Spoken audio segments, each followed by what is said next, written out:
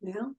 Good evening, everyone. Welcome to the Contra Costa Tale Spinners. 21 years of storytelling joy. Um, this was an idea for three of us ladies got together, and I've carried it on for a while. And now the younger generation is coming in, and we're under the steady hand of Liz Nichols and Dana Sherry. Yes, there we go. And you have a wonderful evening ahead of you. Enjoy. Come into the storytelling world and leave your troubles behind and laugh and clap and have a good time. Take it away, ladies. Thank you. And tonight I have the happy task of introducing our storytellers this evening, and it's a wonderful lineup. And we are beginning with our featured teller, Bowen Lee. And I first heard Bowen tell about 3 years ago, and she was sharing stories from her experiences, her extended experience as an elementary school teacher. And her storytelling is so filled with heart and wisdom. And tonight, lots of sparkle. Because tonight, Bowen is sharing a story with us. It is her newest Chautauqua piece featuring, presenting Anna May Wong. And Anna May Wong's illustrious career as an actress over 40 years in film, theater, vaudeville, variety shows, concerts, and television took off when she was a 19-year-old movie star celebrity. And here she is to talk to you about what she's doing in 1924.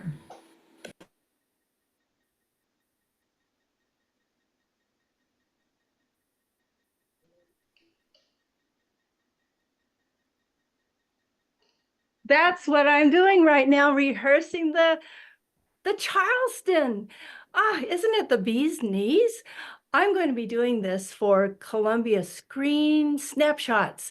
My snapshot is going to be called East and West. East is West.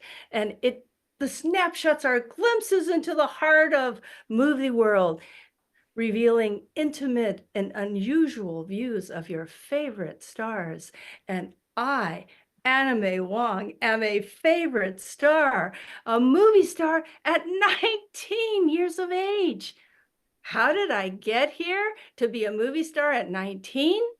Well, just have a seat there. Let me tell you, let me bend your ear. So, when the movies first started, they were, a lot of them were about the Chinese. Americans have this fascination with all things Chinese. And there used to be tourists who would go through Chinatown and they would be rubbernecking. They'd be looking at what the Chinese were doing. They thought the Chinese were so curious, so mysterious, so inscrutable. And so they wanted to peek in at what the Chinese were doing. Well, the movies took that up, and the early film crews were using Los Angeles Chinatown just like a movie set. So when I was a little girl, I would be down there watching everything that the film crews were doing. I even played hooky from school. I was there so much that the film crews gave me the nickname the CCC, meaning that curious Chinese child. When I was a little girl, I would save the money I got from tips from delivering laundry. See, my father was in the laundry business, and I would deliver big baskets of clothes to the customers, and they would give me a penny for a tip. I'd save those pennies until I had enough to buy a ticket to the Flickers. And then I'd go and I'd watch the movies over and over and over again.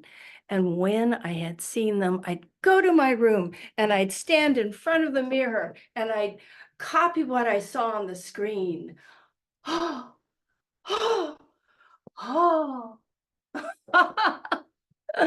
Well, from watching them on the movies, watching the film crews, it wasn't long before I became an extra.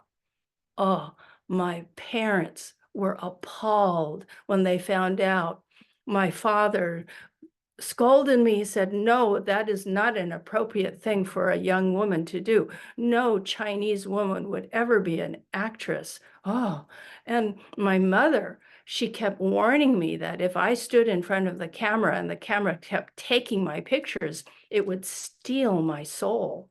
Well, that stopped when one day the bus carrying the extras from Chinatown stopped at the laundry. And my parents were astonished to see that the 50 Chinese extras were all people that they knew. I got on the bus and they never spoke about it again. Well, it was from extras to playing little bit parts. And then I was in the right place at the right time because these men wanted to make a full color film, a full featured film in Technicolor, never been done before. So the movie was going to be about the Chinese. It was a Chinese story because frankly, Americans are kind of dull. They're only wearing browns and grays, and the Chinese are much more colorful. So this movie needed a Chinese woman to play the lead. And there I was. So they put me into the role. Well, I wanted to educate people in America about the Chinese because American films are all about, the Chinese as either meek and submissive or evil and cruel and wicked. So I wanted to show them what Chinese culture really was like. So because it was a color film and color is so important to the Chinese, I decided to do it by the things that I wore. So in the beginning of the film, I'm dressed in yellow. My character has her hair with her bangs cut across her forehead, showing that she's a young maiden. Then she falls in love with the American, and she's wearing red, the color of happiness, of celebration. And she pulls her hair back like a married woman. So the American leaves and she has his baby. And she tells her son how much his father loves him and her, and that he will come back someday. Oh, Well, the American does come back, but with a new wife. And then the Chinese character figures out, oh, this is how he really feels. She takes her baby, she brings it to the new wife and has her take it because she knows that her son will have a much better life with this white couple. And then in the last scene, she's wearing white, the color of mourning, of grief, the color of death. She looks into the sea and then she throws herself into the sea and drowns. Oh, the people loved this film. They thought it was great, and the critics raved about my acting, especially the last part where just before I throw myself into the sea. They say that most actresses would have overacted it. They would have been melodramatic, but not me. I really felt how it would be like if I lost everything that I loved and and and I had nothing to live for. And it showed on my face and it showed up in the film and everybody noticed. Douglas Fairbanks noticed. And he wanted me to play the Mongolian slave girl in his movie, The Thief of Baghdad. Well, Douglas Fairbanks is the king of Hollywood, and his wife, Mary Pickford, is the queen. And their mansion, Pickfair, oh, it's the most expensive, most luxurious palace in the whole United States. Celebrities from all over the world come there, even royalty. And Doug and Mary were bringing these celebrities to the set of The Thief of Baghdad. Hundreds of tourists would come to visit the set every day because it was the most expensive, most glorious, most beautiful set that had ever been created for the movies. Well, it was going to be my big break. But I was ready to leave. I was ready to walk out. See, this is what happened. A reporter came and interviewed me and asked what my Chinese name meant, Lu Cong.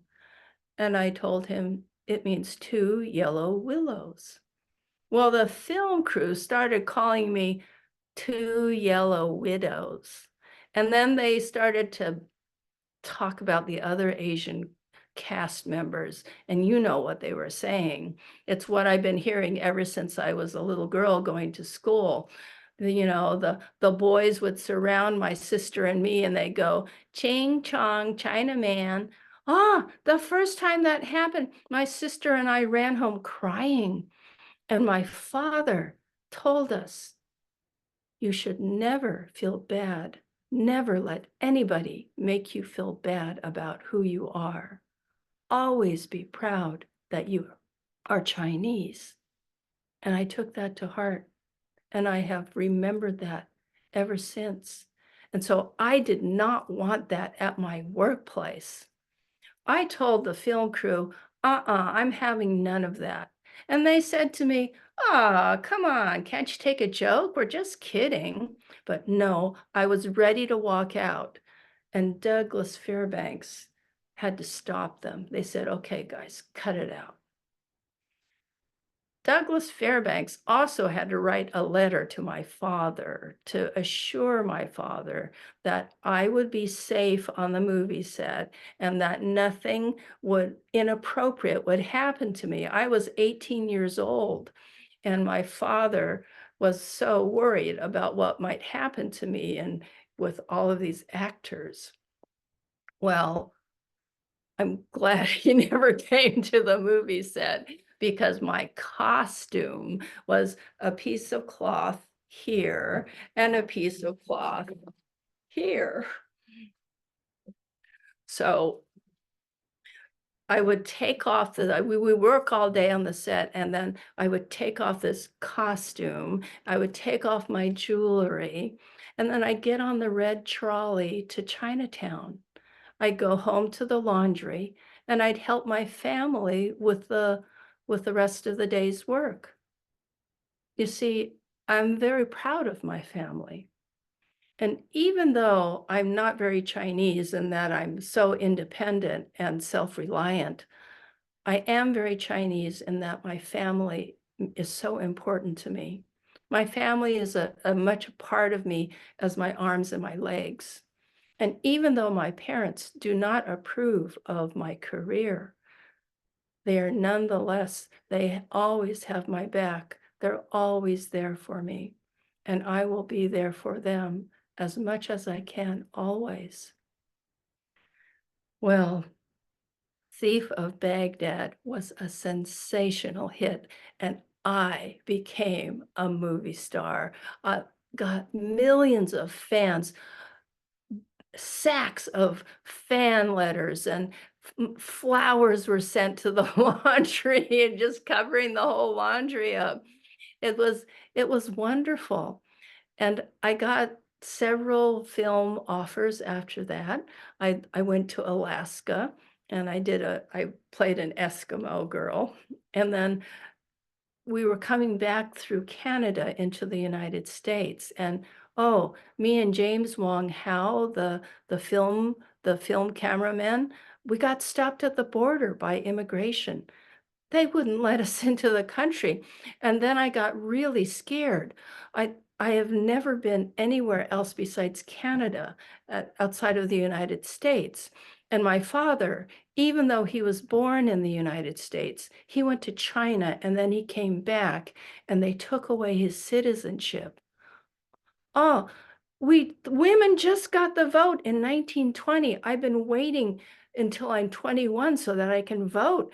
I do not want to have my citizenship taken away from me. I don't want to live anywhere else except the United States. California is my home. So fortunately, James Wong Howe, even though he was born in China, he's lived in the United States since he was 5. He is so important to the film industry that the Canadian officials had to let him through, and me too, because I was there standing here there with him. So very fortunate that that happened. The other movie that I made after the movie in Alaska was Peter Pan, and I played Tiger Lily. But I've been waiting for an opportunity to play another leading lady. I was very lucky in Toll of the Sea, excuse me, the Technicolor film, because there was nobody else, and they and the Hayes laws hadn't come yet. The Hayes laws are going to be in place very soon, and it's going to make it difficult for me to get a leading role. See, miscegenation laws are all across the United States. What that means is that people of color cannot marry white people. And so that carries over into films. When the Hayes laws takes effect, a Chinese woman cannot have a romance with a white man. And so like, what kind of leading man is it? What kind of leading actor is there going to be in a movie? It's got to be a white man. So what happens is if the script calls for a Chinese woman to be romantically involved with the lead, then they get a white woman and they put her in what's called yellow face. That means that they tape up her eyes, and they put darker makeup on her, and they put Chinese clothes on her, and she has to pretend she's Chinese. Well, I've been in several of these films already where I had to be the supporting person, but it just seems so odd. Here I am Chinese and I can't play the part, but this white woman can pretend to be Chinese. And because she's white, it's okay for her to be romantically involved with a white lead. It's screwy, but that's how it is. Otherwise, they say, oh, it's immoral. So, I don't get it, but I'm going to keep trying to be the lead as much as possible because I really, really, really want to show the world what I can do, what the Chinese can do. So, films are still in black and white. And even though this movie that I did in Technicolor was, very, very popular, the critics cut it down. Because what the critics said was that Technicolor does not have true colors. And why did they say that? Because they said the Chinese people in the film Toll of the Sea were not yellow skinned. So because the Chinese people weren't yellow, the colors of Technicolor are not true, they're not real. Well, I don't know about you, but I have never seen a Chinese person that's yellow. I've never seen any Asian person that you could actually call yellow in skin. The closest to it that I can think of is golden. I've seen lots of people with golden skin. Gold is something that shines. I wish in the United States that Asian people would be allowed to shine. That is what I'm going to try and work for in the rest of my movie career. I am a movie star at 19, and I am going to continue to shine brightly in the firmament of Hollywood. So, better practice my Charleston. It's the cat's whiskers.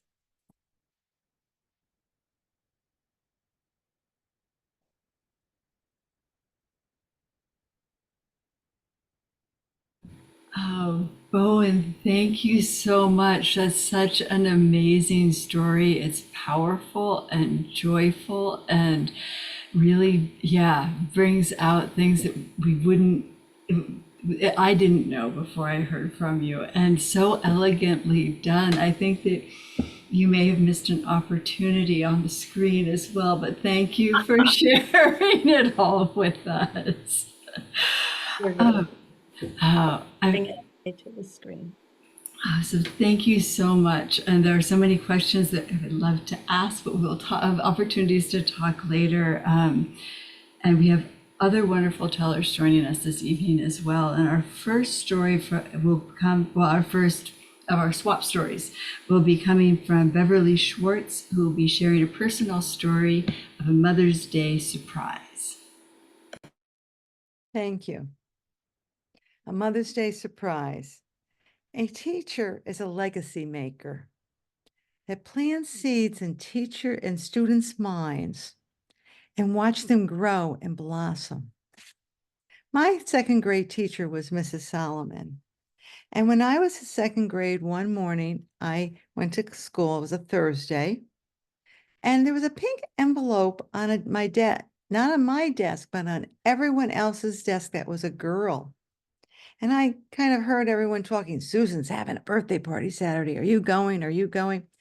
I never liked Susan and she never liked me, and we just weren't friends. So I didn't mind not going. I could play with my own friends in my neighborhood that Saturday. Well, the next day I walked into class. Now, the day before we had show and tell, and Mrs. Solomon said, "Who's going to Susan's birthday party?" And every girl raised their hand but me. So when I saw that pink envelope on my desk the next morning, I knew what happened. Mrs. Solomon had said to Susan, probably, "You should invite Beverly. She's the only girl. Did you forget to maybe invite her?" And I didn't want to go, but I knew Mrs. Solomon had gone out of her way to make sure I had been invited. So I felt the right thing was to go to her party, which I did. Now that Monday was the first day that we picked helping hands for the whole week, and my name just got picked first. And I wanted leader of the line. Wherever we went, I could be right next to Mrs. Solomon and be the leader of the class. And lunchtime, we left, go to lunch. And I took Mrs. Solomon's hand next to me and I said, "Mrs. Solomon, thank you." And she said, "You're welcome, Beverly." And I said, "Mrs. Solomon, I love you." I never told anybody that in my life except for my mother at that point. And I said, "Mrs. Solomon, someday I want to be a teacher just like you, a second grade teacher." And she said, "Beverly, you're going to make a great second grade teacher someday, and I'm going to be proud of you when you do." Well, that planted the seed in my head that I wanted to be a teacher. And throughout all K through 12, all I thought about was, how could I be a good teacher? And I watched all my teachers and their styles and what I liked best about them. And I ended up going to college and I was student teaching. And I only had a couple weeks left of student teaching. And I said, I better let them know I'm interested in a job in their district. It was December. So I called on a Friday before, New Year's. And I said, "I've been student teaching in your district and I'm going to be graduating early. I'm looking for a job or a substitute job. And I'm really like, K through sixth grade to teach." And he said, "Come on in, I'll talk to you." And I said, "Well, will the superintendent be there?" "I am the superintendent." Oh my God, we had talked about a half an hour. I didn't even know it. So I walked in and we had another conversation. He says, "What are you doing Tuesday after New Year's?" And I said, "Well, I have 2 more weeks left of student teaching." "Well, I'm going to call your college and tell you that I'm going to give you special permission and we're going to offer you a job. You're having your first job this Tuesday." And I said, "What am I teaching?" And he said, "Second grade." I said to myself, I've won the lottery. This is what my life's dreams were. Well, teaching was harder than I expected, especially without a supervisor or teacher in the classroom. And the next 3 years, I did struggle a little. I made my mistakes and I learned from them. And then I finally got my tenure. I felt more relaxed that fourth year when I went into the class. And this class I fell in love with. Well, I was getting pretty sad in May because I knew I had to say goodbye to these kids. And then everything came crashing down. They decided to close the school. All the kids were being moved to school 14. And I was on the bottom of the tenure list. So when all the jobs were listed and the teachers got to pick what they wanted, I was the last one. And there was 3 jobs left, a fifth, a sixth, and a third. So I said, well, third's closer than fifth and sixth. I chose that grade. And then I had the brilliant idea, a light bulb went on my head. why don't you ask if you can have this class over again? Because my class was going to school 14. They said, we've never done this before, Bev, but we'll make an exception. And I was getting the same class over. And I had, again, the greatest year in 3rd grade, though I had to learn the curriculum.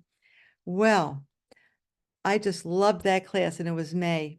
And I knew I couldn't ask go up to 4th grade. This was it. Well, that year, I decided to change a few things in my room. I noticed the boys were very aggressive, didn't give the girls a chance to talk. So I told them, when I call a boy, a girl has to be next. And when we broke up into groups where a leader of the group had to report what they were doing, or they did, it was always the boys, it seemed, that wanted to report it. So I said, oh, from now on, if a boy reports it, then a girl has to be next. And then I had this brilliant idea to invite all the girls over to my house at Christmas time to make cookies. And we brought the cookies back and shared them with everyone. And they said, hey, Miss Schwartz, we boys, we'd like to make cookies too. When are you inviting us over? Well, I knew it. My point had been well taught. The next week, the boys came. Well, I was teaching one day in mid-May, and a knock is on my door. And the secretary says, Miss Schwartz, the reading teacher is taking over your class just for a few minutes because you have a phone call in the office. I said, oh, so I got a little worried. Who could be calling me? We only had 3 phones, and there were little buttons you pushed up, put people on hold. That was it in the 70s. And I sat there for 15 minutes waiting for the principal to come out because he was on the phone too. And he comes out, oh, Bev, I'm so sorry. Whoever was on hold hung up. We'll call you if they call back. Oh my God. So it was an old 1920 building. There was wooden floors, and all the doors of the classrooms had glass in it. And it kind of like shimmer and shatter when you walked in, and the floor always creaked. As I got towards my room, I saw the lights had been closed. Oh, they must have been misbehaved. And they said, heads down, quiet, everyone. That's what we did those days.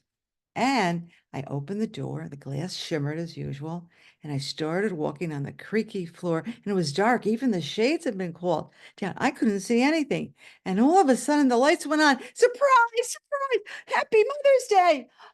Oh my God, there was my parents in the back of the room. And in front of them were the chairs with the kids. And then my chair was in the middle.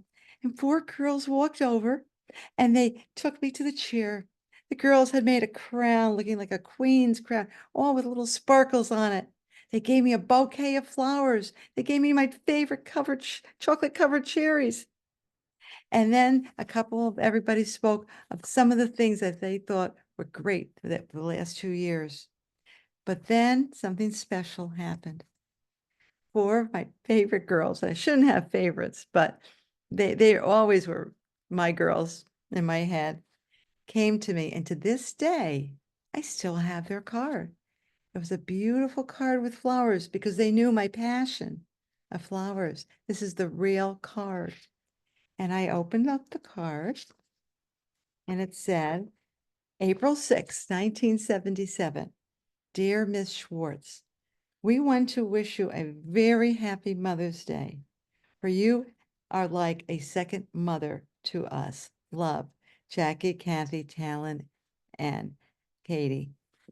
Well, that's when my tears started. And I'll always remember that moment. Well, these kids, I feel I made a difference in their lives.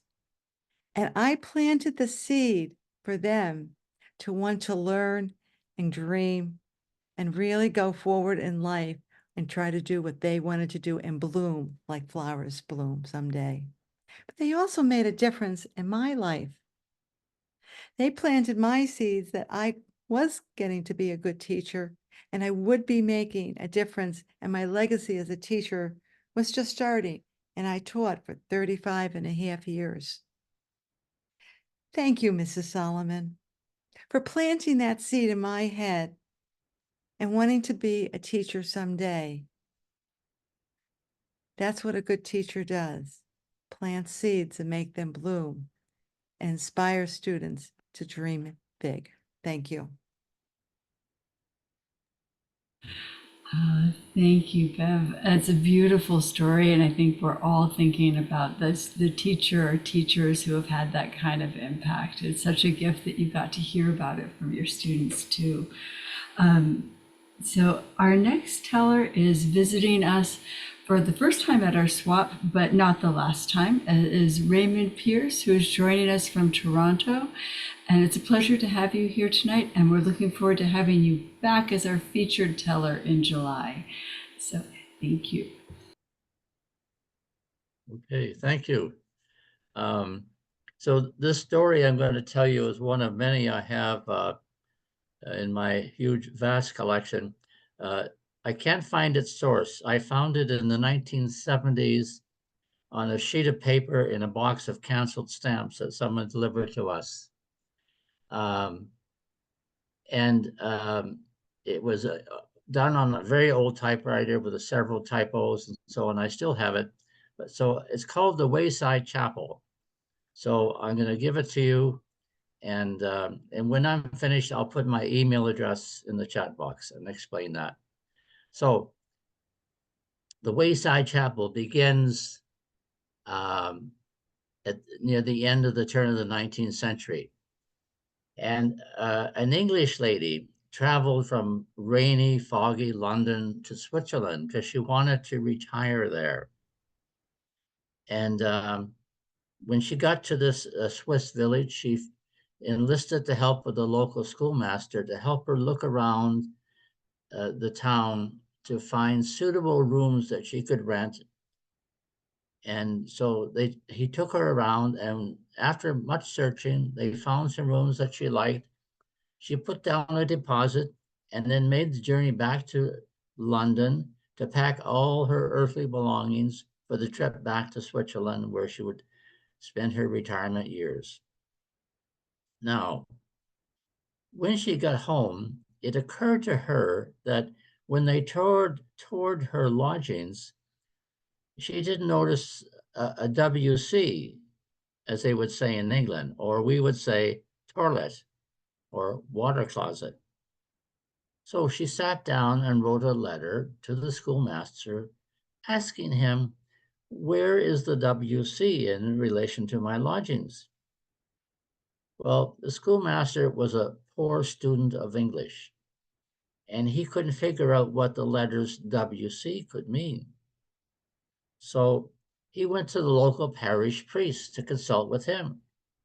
So they spent a long time together trying to figure out what could the letters WC possibly mean. And after much deliberation, they decided she must be asking, where is the nearest wayside chapel? Well, so the schoolmaster sat down and wrote the following letter to the dear English lady. He says, dear madam, I take great delight in telling you that the WC is only 9 miles from your lodgings, and it is situated in a beautiful grove of pine trees surrounded by lovely gardens, and it can hold 229 people. And unfortunately, it's only open on Thursdays and Sundays, and that can be a bit of a problem for those who like to go on a regular basis.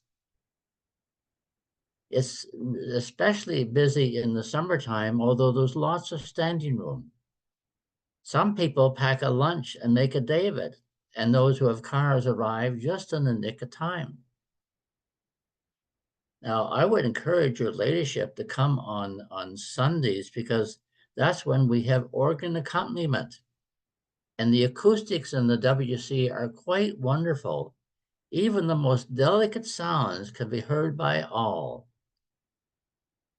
It might interest your ladyship to know that my daughter was married in the WC.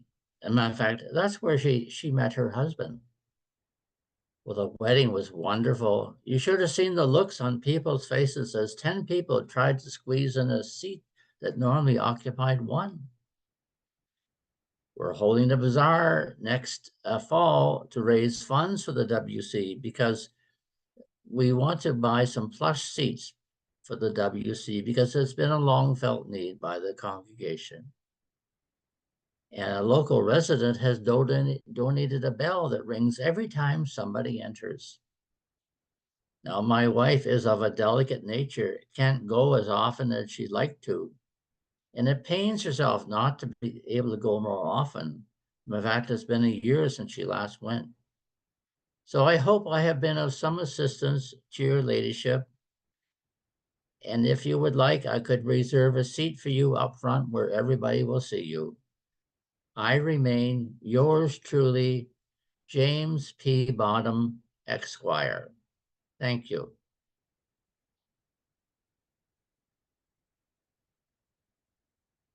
Okay, I'm putting my, there it is, for complimentary weekly family-friendly humor, email Raymond, and there's my address in the chat box.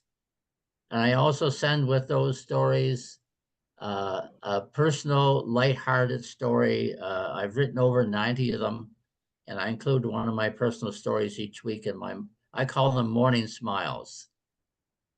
Thank you for listening. Thank you, Raymond. I will think of you and your story whenever I see a WC.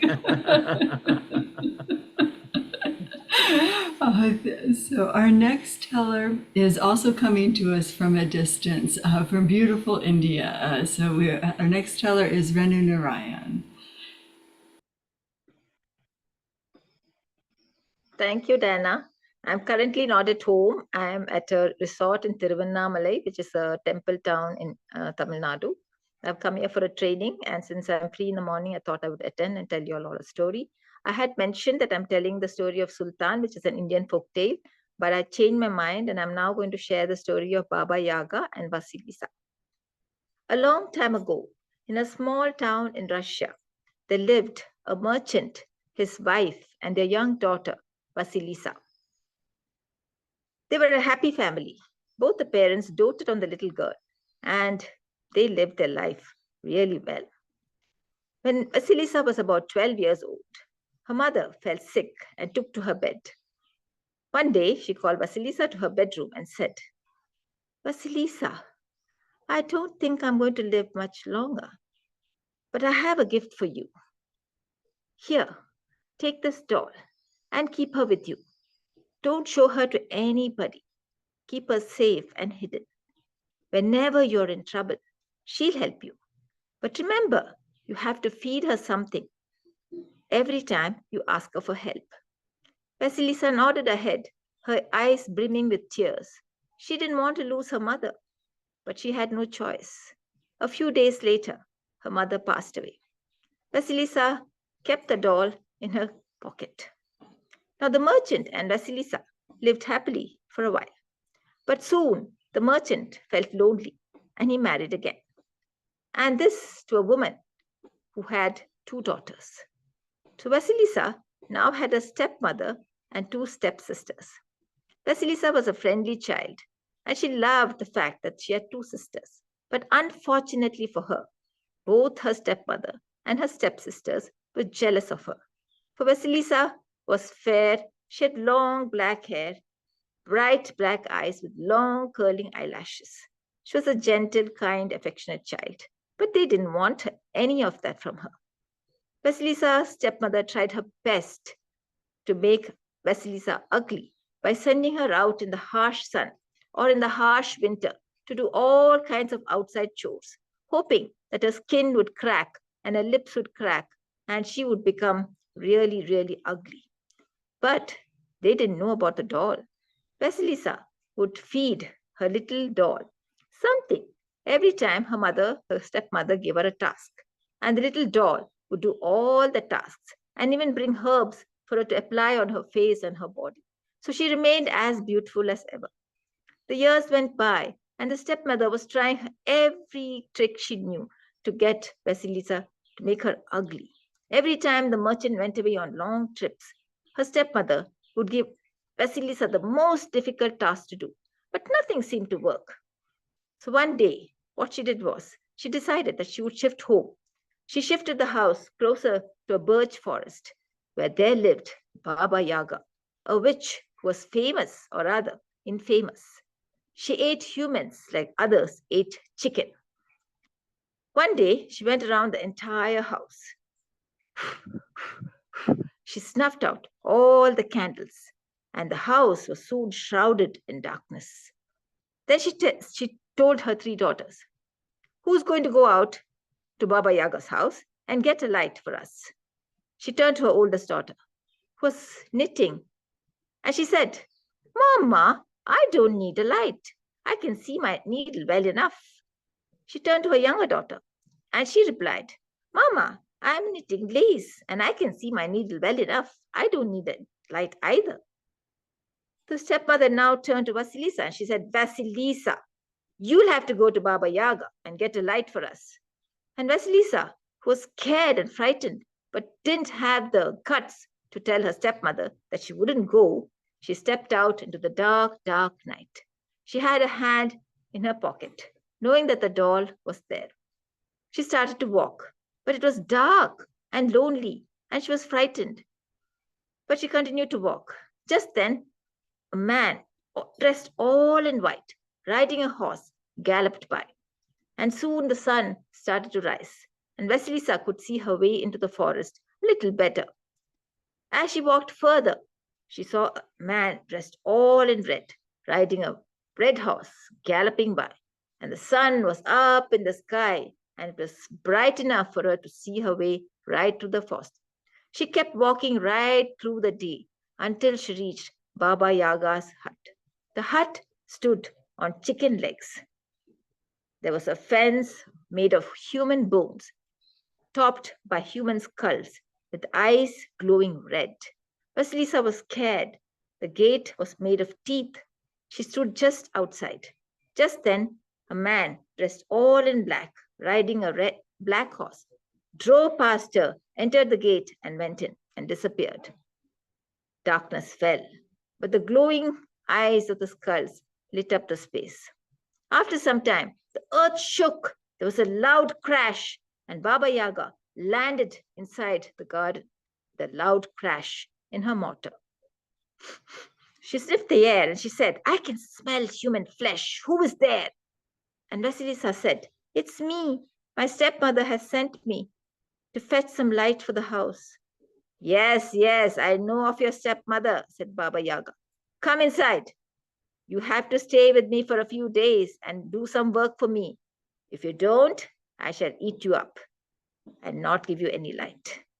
And Vasilisa followed Baba Yaga into her house. Baba Yaga told Vasilisa to get some food for her. There was a large oven full of food. Vasilisa brought the food, and Baba Yaga ate and ate and ate. And then she lay down flat on her back, her long, pointy nose almost touching the ceiling. And so she was fast asleep. She had given Vasilisa just one slice of stale bread, which Vasilisa kept very carefully with.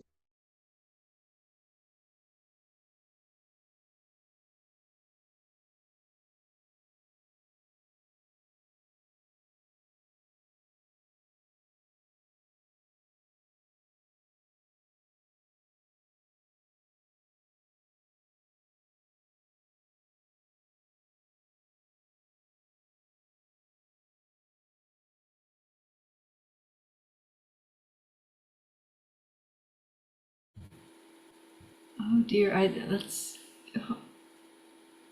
hope for a minute that she'll come back. We can't stop in the middle of the story like that. Um, You can guess- just go to the next one if needed. yeah. Because it took her about 10 minutes to get logged in the first time. So, Okay. Actually, was that 10 minutes already? I should be keeping no, track. I mean, it took her about 10 minutes at the very beginning of this program to, yeah. Got it, to come back. Yeah. Okay. All right. So we'll remember where we left off because there is more to come, hopefully, about Baba Yaga and Vasilisa. So while we are waiting, we can hear a story from Jean Hale, who'll be sharing the magic tapestry.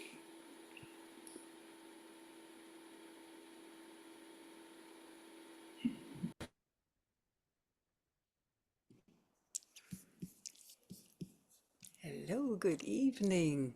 I'm trying to Unmute myself. Yay. Hello, everyone. My story this evening comes to you from southern China, from the Shuang people, who have a history of brocading, one generation after another, making beautiful brocades on wooden looms. Long ago, a widow lived with her 3 sons. Now, she was renowned throughout the province for her beautiful brocades. Ah, they were exquisite. She would weave in songbirds, trees, flowering plants. They were so real that one felt they could come to life. And her sons depended upon her to bring these to market. Now, they were good young sons, and they would go to the hill close by to chop firewood, but that wasn't enough. So when she would come home from the market, and she would always sell her brocades, they would be so happy. "Mother, what have you brought us today?" This one day, when she was in the town and she had sold her brocade, on her way home, she saw a little painting, and it warmed her heart when she looked at it. Ah, there was a grand house, and next to it, a pool of water and a river that ran through, and behind it, there were sheep and goats, and above there were birds flying. She could almost hear them. Oh, she said, "I must have this painting." And she bought it. When she got home, she said, "My sons, oh, I have something so good to show you." The oldest son said, "I hope it's some sweets you brought us, Mother." "Well, it's sweet to my heart." And she took out and unrolled this beautiful painting. "Yes," said the 2 older sons, "it is very nice." But the younger son, he understood his mother's love. And he said, "Mother, why don't you make a brocade, a copy of this beautiful painting? You'll feel as if you're living in this place." "Yes," she said, "I will do that." And she started immediately. She wove and wove and wove and wove. And that night, she did not stop. She took some pine branches and brought them close so she could continue weaving at night.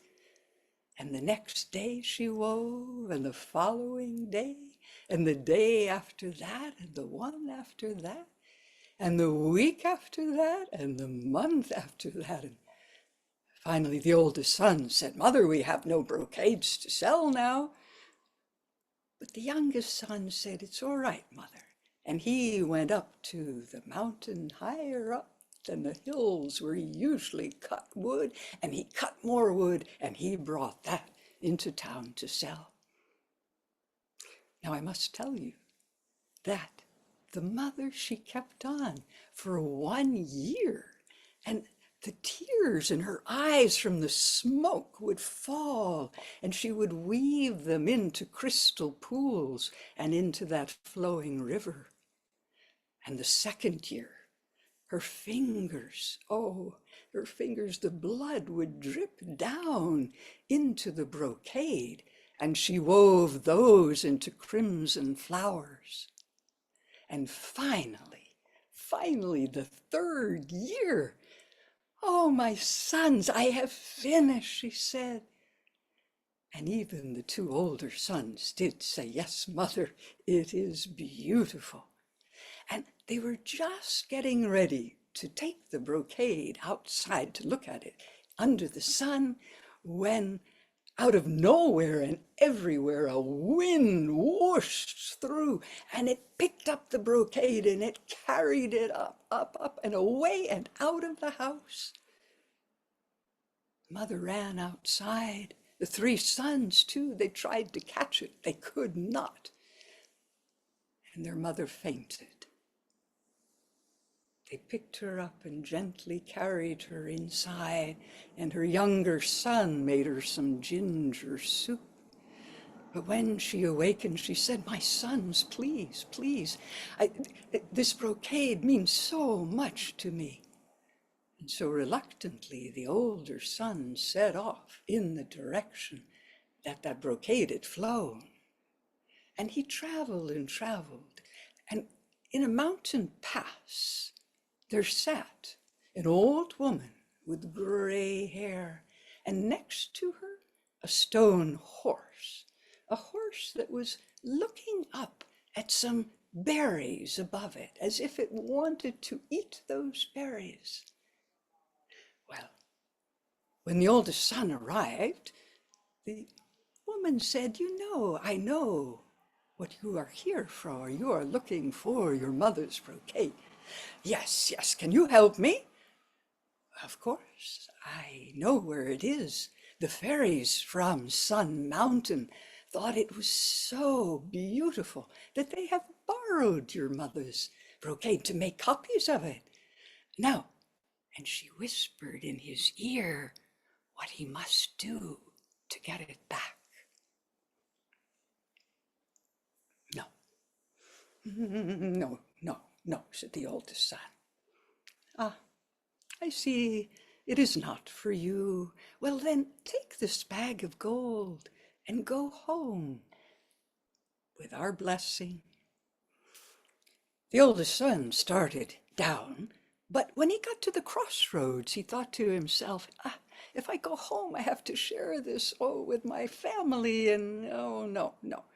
He decided to take the other road that led into town. Maybe I can make an even bigger fortune there, he thought. Soon thereafter, the second son followed in his first brother's footsteps, and up the mountain he came. He met the old woman.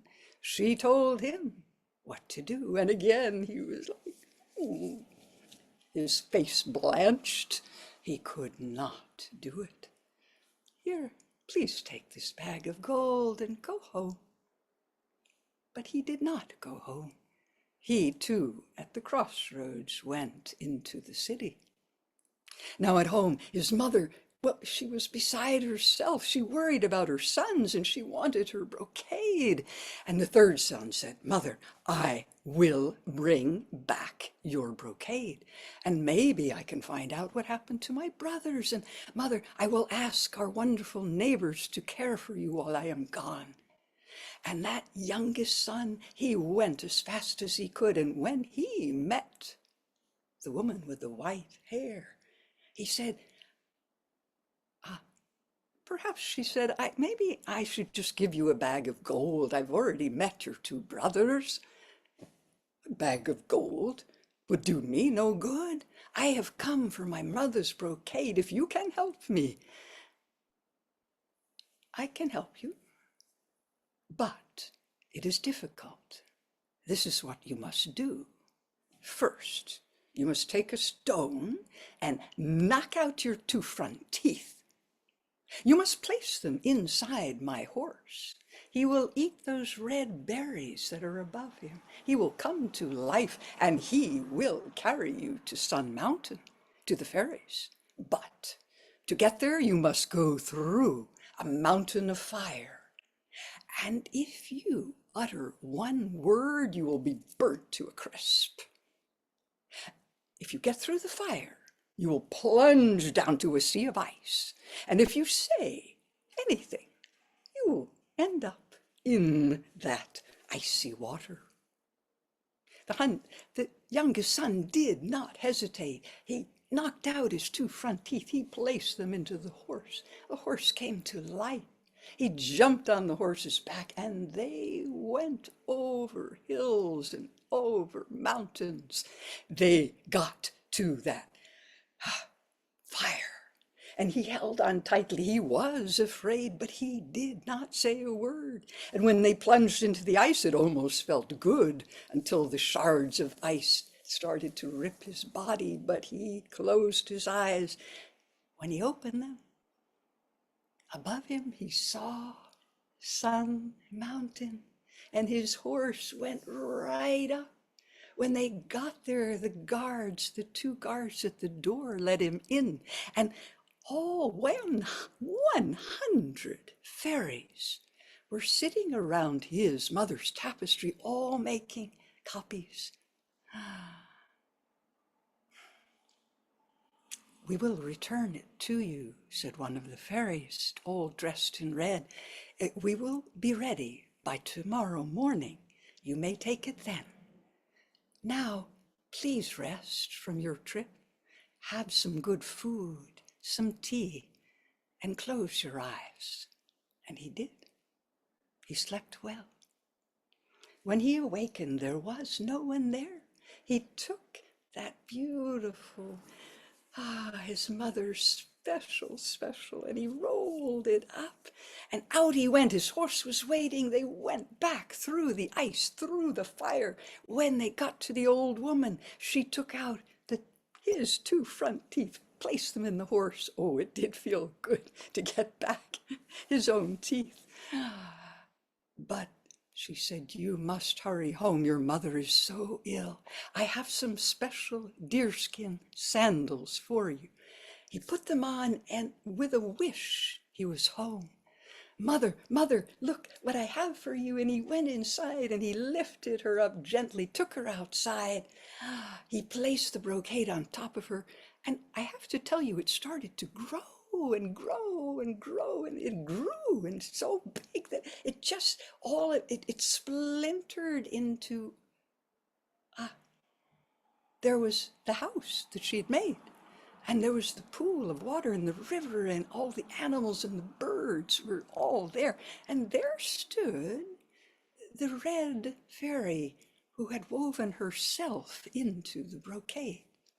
Now, there are many different endings to this story.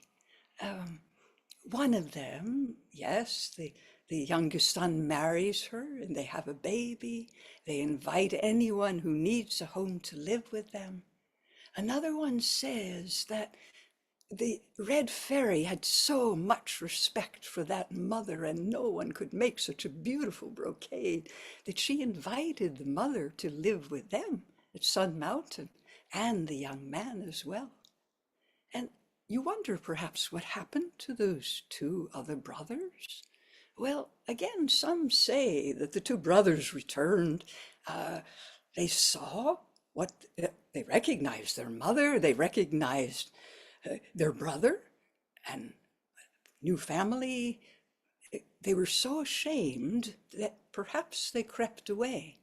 But others say, no, their mother saw them, and she had such an open heart that she invited them in to live with her. Thank you. Oh, thank you, Jean. What a beautiful story. And the words are just as beautifully woven as the brocade was itself. Thank you. So we now have an opportunity to return to Renu to hear the rest of Vasilisa and Baba Yaga. Thank you, Dana. Thank you so much. Okay, so I had stopped when Baba Yaga had given Vasilisa a whole lot of tasks, and with a crash, she disappeared in a motor up into the sky. Vasilisa was worried. How was she going to carry out all her tasks? And then she fed her doll some of the stale bread, and the doll said to her, "Don't worry, I'll take care of all the tasks. All you need to do is to cook Baba Yaga's meal." And so Vasilisa busied herself making the meal. And the doll had completed all the tasks in no time at all. When Baba Yaga came back with a loud crash in the evening, she was surprised to see that all the tasks had been completed. She said, "Bring me my meal." and Vasilisa served the meal so graciously and so kindly. Baba Yaga ate all of it, kept only a small piece of stale bread for Vasilisa, and once again fell back and was soon fast asleep. Vasilisa kept that stale bread safely and went off to sleep. The next morning, Baba Yaga woke up and said, Vasilisa, today you're going to do more tasks for me. You shall wipe and mop, you shall sweep and mop the entire house. You shall go out to the yard, clean it up, clean all the bins outside. There is a huge sack of poppy seeds, which has got lots and lots of dirt in it. You have to clean out all the dirt and keep the poppy seeds ready. And cook a big meal for me. If you haven't done all the tasks by this evening, I shall eat you. And with a loud crash, she disappeared in a mortar once again. Vasilisa picked up her doll and fed her with some bread. And once again, the doll did all the tasks, and Vasilisa just had to cook the meal. That evening, when Baba Yaga came back, she said, looks like you've completed all the tasks that I set you. Bring me my meal. And she ate to heart's content. And then she said, do you have any questions for me? Vasilisa hesitated, and then she said, I have 3 questions for you. Well, the answers may not always be right, but ask me the questions. When I was coming here, I saw a white horse with a man dressed all in white riding the horse. What does that mean? Ah, that's my dawn. And a little later, I saw a man dressed all in red riding a red horse. That's my midday. And just as I reached your house, I saw a man dressed all in black riding a black horse. That's my midnight. The 3 of them are my servants. Now I have one question for you. How did you manage to complete all the tasks? Oh, that was my mother's blessing, said Vasilisa. Blessing? Blessing? I don't like blessings in this house. Leave my house immediately. I shall give you the light for your stepmother, she said. And out she went. Vasilisa followed. She pulled out a skull, placed it on a big stick, and then handed it over to Vasilisa and said, now, go away immediately. It was a dark night, but the skull lit the way for her. She was about to throw away the skull, but the doll said, keep it, keep it. And Vasilisa continued to walk till she reached home. She knocked on the door, tuck, tuck, tuck, and her stepmother opened it. But the moment she saw the skull, she tried to run away.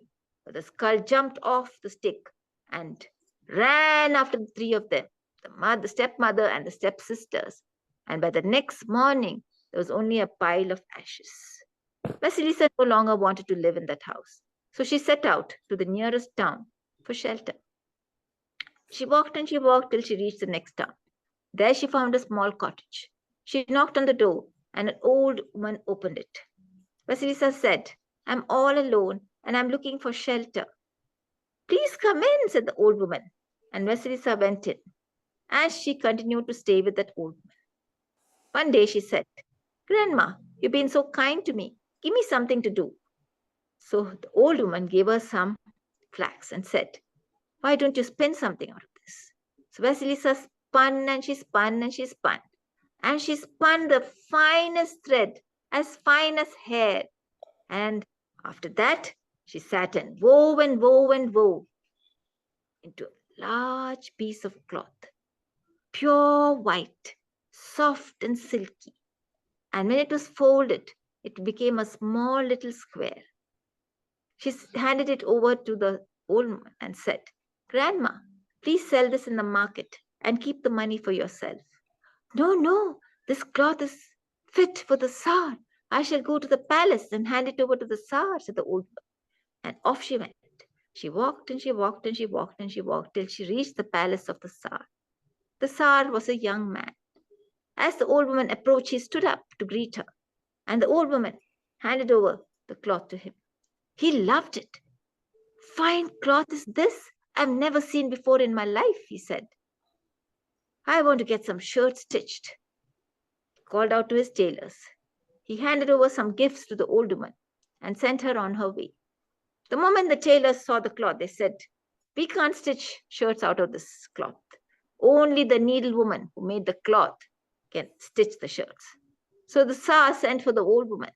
The old woman came, and the Tsar said, "You have made this cloth, so please stitch the shirts for me." "No, no, it was not me. It was the young girl who's living with me who spun the cloth." "Then ask her to stitch the shirts for me," said the Tsar. So the old woman took the cloth back to Vasilisa. Vasilisa, of course, cut the cloth, stitched them into the finest shirts that you could ever see. The old woman took it back to the Tsar, and the Tsar said, "I love these shirts, but I would like to meet the young woman." And so the old woman went back home and brought the young woman back with her. The moment the Tsar met Vasilisa's eyes, and Vasilisa's eyes met the Tsar's, they fell in love. And the Tsar went down on his knees and said, "Vasilisa, will you please marry me?" And she put her hand in his and said, "Yes, I will." And so they were married. And when the merchant came back, they invited him and the old woman to come and live with them in the palace. And as long as she lived, Vasilisa kept the doll very, very carefully till the day she died.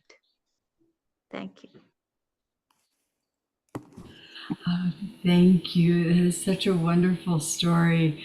And sometimes I think it would be really nice if we all had a doll like that. But I think in some ways, maybe we do, if we just have the patience to set things aside.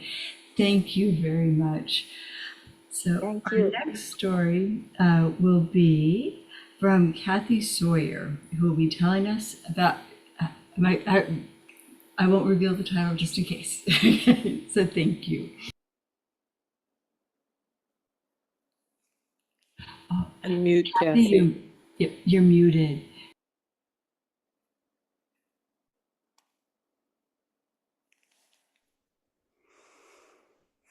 Can you hear me? Yes.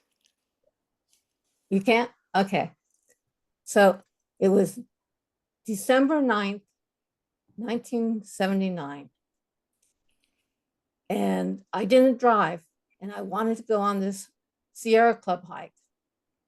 So my dad drove me to a Rockford's BART station in Berkeley, California.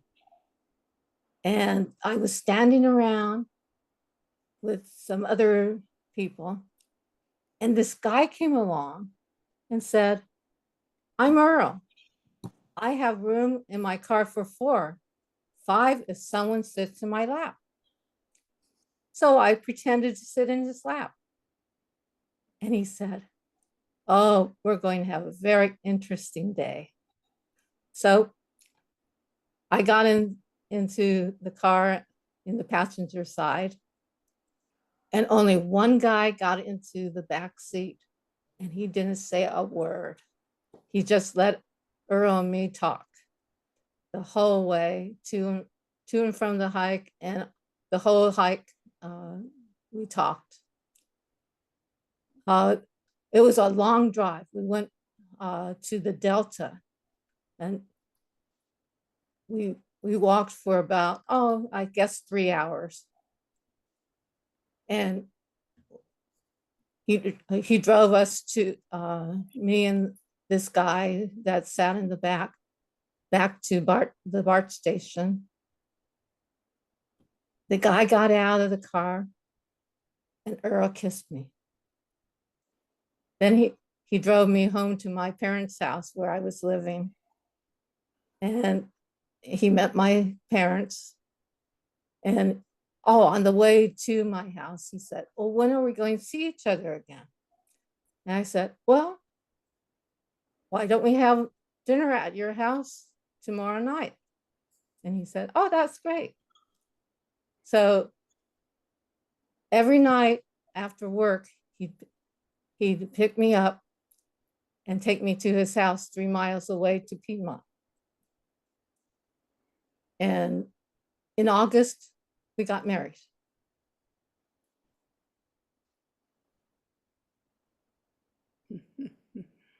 Oh, thank you, Kathy. I think we'll look at look at Rockridge through different eyes, right? BART stations as a site of romance. Thank you. So our next story is from Vicki Ness, and it is a personally created story, or in more colloquial terms, one that she made up. Yeah. Thank you. Mabel nestled back in her reading chair, cozy, comfy. Oh, it was perfect. She had her Agatha Christie book on her lap. She had a cup of tea by her side. She had a throw blanket that had been crocheted by her sister, warming her lap. There was a fire splittering and crackling in the fireplace, and over the fireplace on the mantelpiece were all her beloved collectible crystal animals. And above that was a stuffed moose head. She hated the moose head, but her uncle, who she loved, gave her the moose head. So she was trying to love the moose head. But anyway, oh, she was surrounded by everything she had worked so hard for as a retired woman with time on her hands now to cozy down and read her books. She looked about her, everything she worked for, her cozy little nest. But if truth be told, sometimes it seemed a little boring, a little dull, a little flat. But oh, it was safe and secure and cozy. And then she heard something. There was a noise in the kitchen.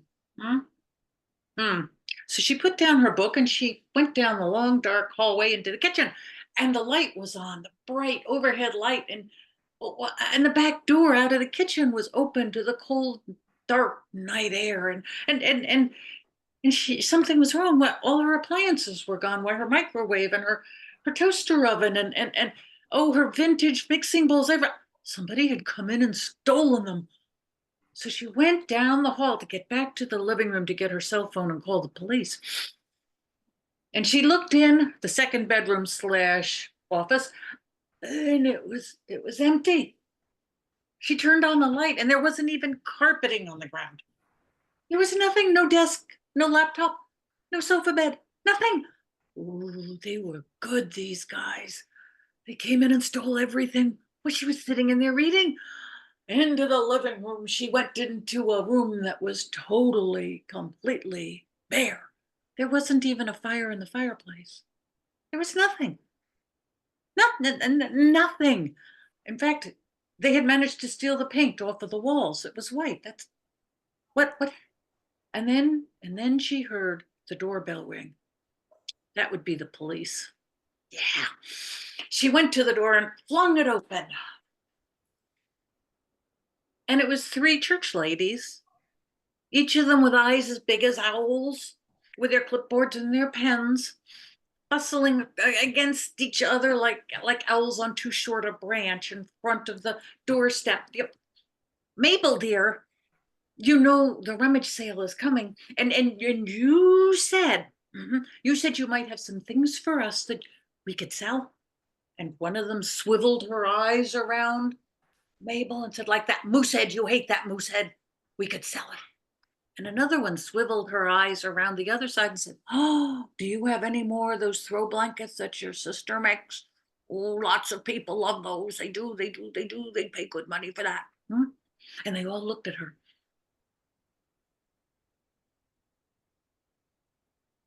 And Mabel looked behind her at the empty room and looked at the ladies and said, you wait, just wait right here.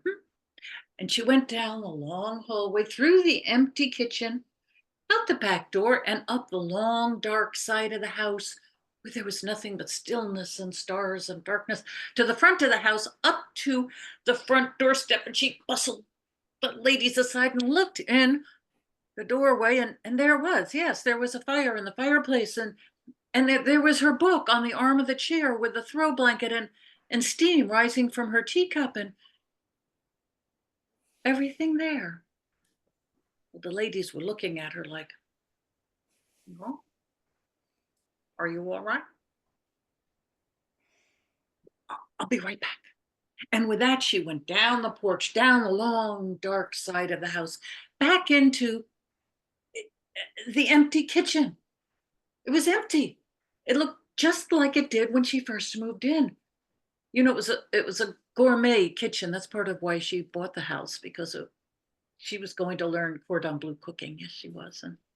But she got so busy with work that it was pretty much refrigerator to microwave is what she wound up doing. Down the hall a little bit, she looked in. Yes, her office totally empty.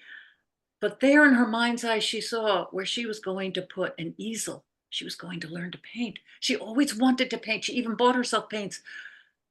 But she had overtime to do at work, and so it turned into an office. And oh well.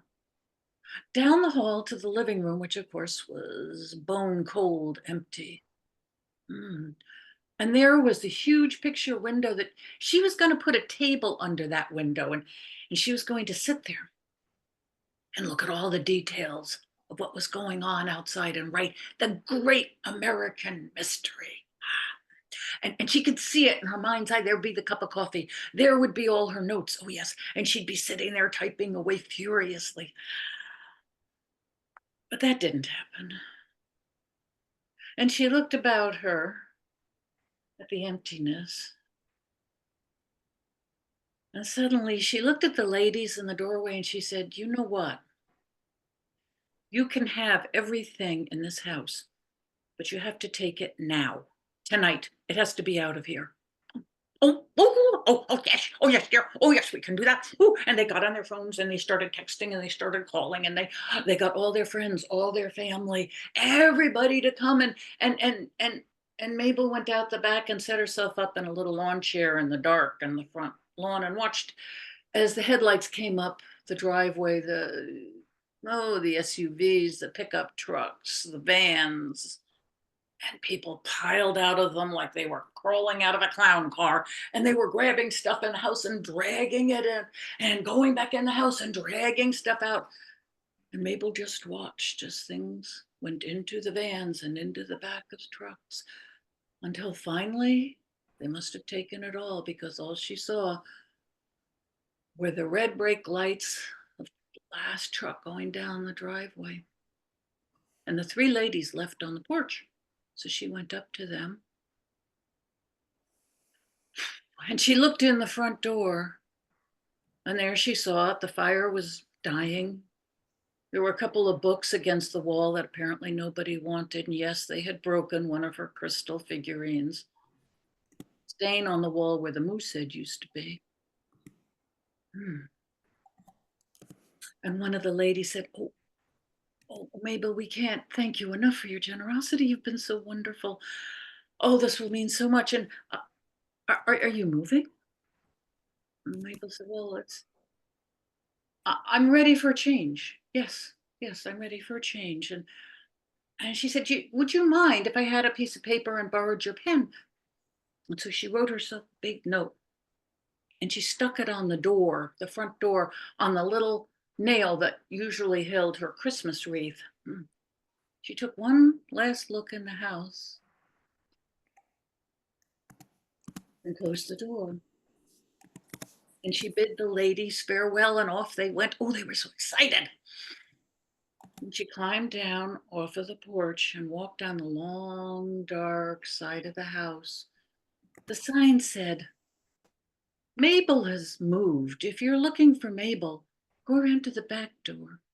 And that's exactly what Mabel did. She went around to the back and into the kitchen and stood in the house that was entirely empty, but completely filled with possibilities.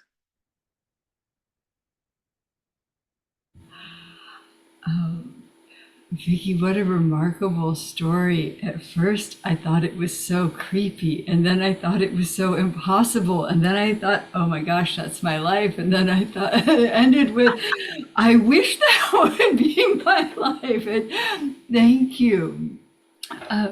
So our final story from the night is from Bobby and Julia Kincaid. All right, my granddaughter is to be here, Julia Thickon. And it's the fourth story in there she is, the fourth story in a stories I told at the Asian Art Museum about why dragon became so important to the people, and the emperor finally took it for his own. All right, it's called Dragons in the Sky. A long time ago, the farmers were in their field doing their plowing their fields, hoeing, getting ready for their crops of vegetables and rice. It was a beautiful day, warm, and they looked up and the sun was shining. And then all of a sudden, they heard and this big fog came rolling towards them, and it started to rain, and the rain got harder and harder, and the wind started blowing back and forth, and then lightning squirted down on them and showered back up, and they were frightened, and they ran to their homes. But still, the rain didn't stop. It kept coming and coming and blowing, and the lightning struck down again and blew all over, and they were horrified, and they couldn't see out the windows. They were so dark. And all of a sudden they heard the whole ground shook. Everything shook, but it kept raining and raining and raining and raining. And finally, the next morning, the sun came out, and they very cautiously opened their doors and walked out to go see what happened to their fields.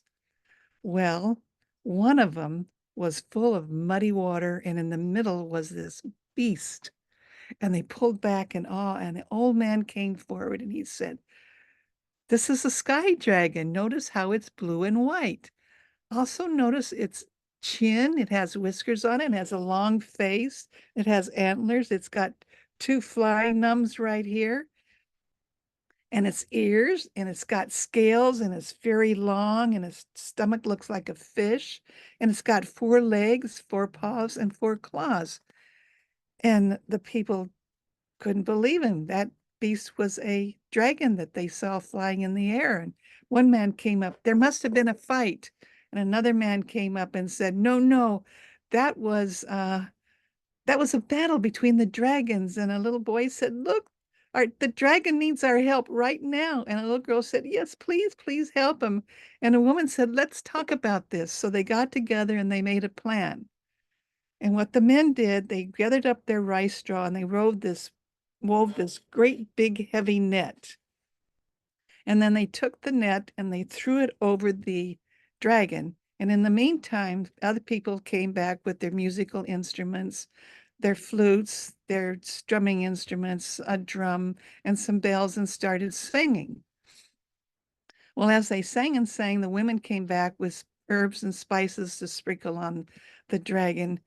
And they worked and they worked, and it seemed impossible. They had worked for 8 days, and they kept it up. They kept their prayers up because they wanted that dragon back in the sky. He caused the rain for them, and they kept it up. Well, on the 9th day, they were out doing the same thing. The dragon wasn't responding. He wasn't doing anything. And all of a sudden, they heard a big clap, another clap. And they got frightened, and they stood there, and they couldn't figure out what was going on. And the skies became dark again, and the rain started again. And they just stood there wondering what happened. Then all of a sudden, it cleared up, and the dragon that had been in that pool was gone. And the old man came up and he said, "This is great. This is fantastic. We saved its life." And everybody cheered and hollered and danced around and hugged each other. And from this day, little farming villages in China honor the lake dragons, the guys from the sky, the dragons that fly all around there, the girls and the guys that create the water for everybody. And the farmers noticed, as they used the water for their irrigation and used the water for their uh, vegetables, and they drank the water and they fished in it, that lake never dried up. And they say prayers for that dragon. They are so pleased to honor it. And they loved especially the magic that it gave to them. And I think that this is Bobby's theory, that dragons over time were men. And because the myths and the fables make them these particular dragons of lakes and rivers. They were men that guarded the camps and the cities and the huts for the farmers in their fields. And so thank you for listening. And my granddaughter's beautiful renditions of this beautiful dragon here. And thank you very, very much. Thank you both. What a beautiful and fruitful and creative collaboration weaving those together. And yeah, so thank you both for sharing with us. You're welcome. Thank you. And I will hand the floor over to Sally to take us out.